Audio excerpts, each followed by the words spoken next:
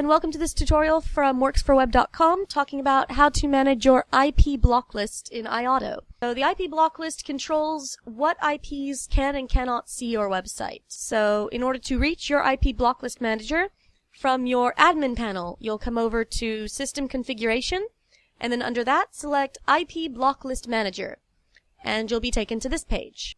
So first, let's talk a little bit about how IPs work with iAuto. So an IP is recorded to the database and the htaccess file, if it has permissions to write to it, when a user creates or edits one of their listings, or adds a comment or replies to a comment. If a visitor's IP is in the block list, the visitor will either see a 403 forbidden page, or they will see something like a message that displays something like, your IP has been blocked. If you'd like to be able to view the site, please contact the administrator. You can also create a custom 403 page, set that within the htaccess file. More information on this can be found in the iAuto user manual. So the IPs will only be visible to the site administrator on the pages for listing or comments display or listing editing. These pages will have the option of add this IP to the block list.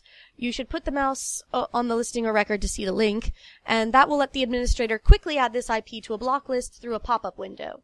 An IP manually, you can go in through this admin panel, clicking on Add a new IP or IP range. The supported formats of single IP and IP ranges are standard for the Apache server version 2.2 and IP version 4 addresses. Also of note, an administrator cannot block his current IP. A warning message will appear if he tries. You can also import and export IP lists into iAuto. So to import a list, you'll come here to the option Import IP List. You'll need to browse to your file and select the type that it's in. And you'll also want to make sure that your file is formatted as follows in Microsoft Excel, for example.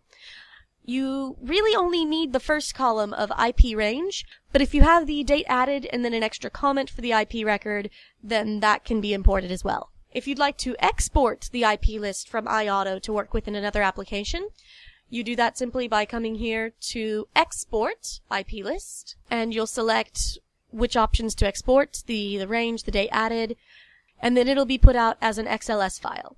You can also use the IP search form to easily find an IP block record, to edit it or remove it. So the page with the search results of IPs will show you the total number of IP records and will allow you to bulk delete IP records. If you'd like more information on this and more specifics about things like editing your 403 page or how to work more with the IP block list, you can check out the iAuto user manual. Underneath the features section, there'll be a section for IP block list manager. Thanks for watching.